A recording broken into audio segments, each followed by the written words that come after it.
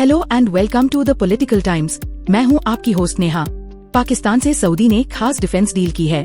इसे लेकर भारत से सऊदी के रिश्तों को लेकर चर्चा शुरू हो गई। सवाल ये कि अगर भारत का ये दोस्त अलग राह लेता है तो व्यापार में उसे जोर का झटका लग सकता है। जानिए क्यों है ऐसा। अगर आप ताज़ा और निर्भीक राजनीतिक अपडेट चाहते हैं तो हमारे चैनल को अभी सब्सक्राइब और बेल आइकन दबाइए। चलिए शुरू करते हैं। ऑपरेशन सिंदूर में भारत से शिकस्त खाने के बाद पाकिस्तान गंभीर आर्थिक संकट से गुजर रहा है। ऐसे में वो लगातार उन देशों का रुख कर रहा जहां से उसे इकोनॉमिक या फिर स्ट्रेटेजिक सपोर्ट मिल सके। इसी बीच भारत के करीबी दोस्तों में शामिल सऊदी अरब ने हाल ही में पाकिस्तान के साथ एक रणनीतिक पारस्परिक रक्षा समझौता किया है। प्रधानमंत्री शहबाज शरीफ की रियाद यात्रा के दौरान इस समझौते पर औपचारिक मुहर लगी।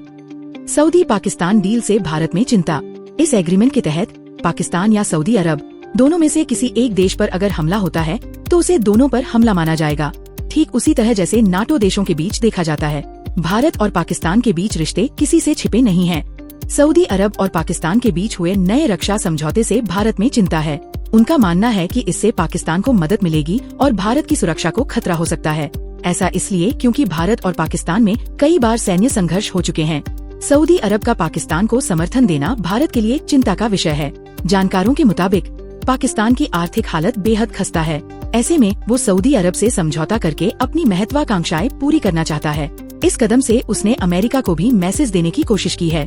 उधर भारतीय विदेश मंत्रालय ने पूरे मामले में बेहद सधा जवाब दिया। मियां प्रवक्ता रणधीर जायसवाल ने कहा कि यह घटनाक्रम दोनों देशों के बीच एक दीर्घकालिक समझौते को औपचारिक रूप देता है जो विचाराधीन था।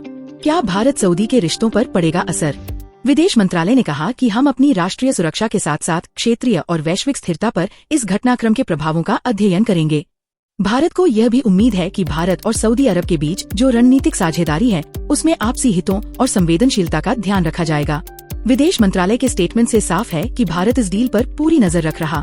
वहीं इस फैसले से भारत और सऊदी के व्यापारिक रिश्तों पर भी चर्चा का दौर जारी है। सऊदी अरब और भारत की दोस्ती से सऊदी अरब को बहुत फायदा हो रहा है। भारत सऊदी अरब का दूसरा सबसे बड़ा व्यापारिक साझेदार बना हुआ है। 2019 से 2023 के बीच सऊदी अरब ने भारत को 100 अरब सऊदी रियाल का गैर तेल निर्यात किया है। उधर सऊदी अरब इस समय भारत का 5वां सबसे बड़ा व्यापारिक साझेदार है। सऊदी प्रिंस चाहते हैं कि उनके देश की तेल पर निर्भरता कम हो जाए।